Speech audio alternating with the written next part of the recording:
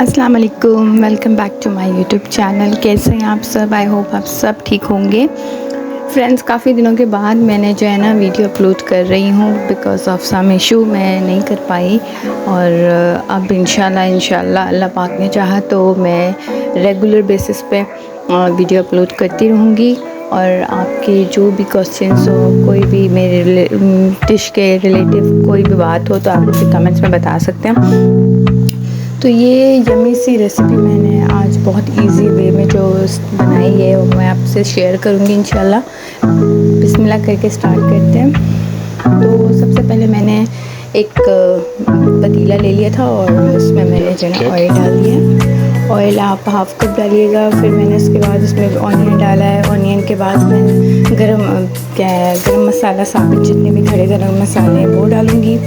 उसके साथ ही मैं इसमें अदरक लहसुन का पेस्ट डालूँगी। जो भी इंग्रेडिएंट्स मैं डाल रही हूँ वो मैं आपको अपने डिस्क्रिप्शन में लिख दूँगी। आप जाके वॉच कर ले, देख लीजिएगा। जो समझ में नहीं आया रिपीट कर लीजिएगा, देख लीजिएगा। सारी चीज़ें मैंने क्वांटिटी के साथ से वहाँ पे लिखी हुई होंगी, आप जाके देख सकते हैं। ठीक है, ये सारी चीज़ें मैंने डाल दी। और हमेशा जब भी आप जितना कलर देना चाहते हैं अपने पुलाव को या बिरयानी को, आप उतना ही ऑनियंस को जो है ना ब्राउन करिएगा, क्योंकि वो कलर आपके पुलाव में आता है।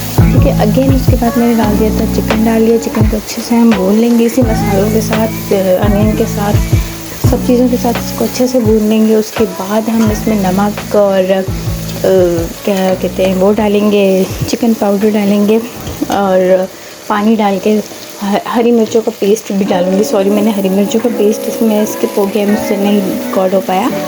तो हरी मिर्चों का पेस्ट मैंने 2 टेबल स्पून डाला था।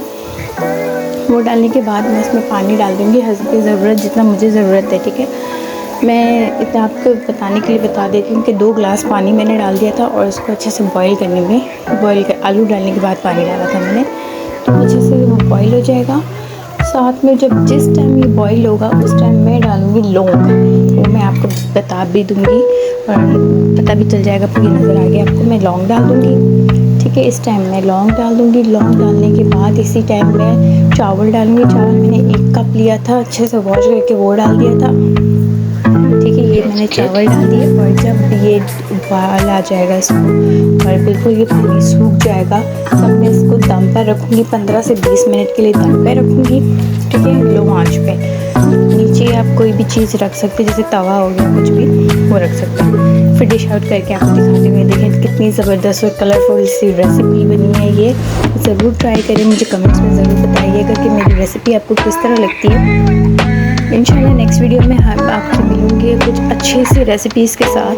मुझे दें इजाज़त, अपना खूब सारा ख्याल करें, अपने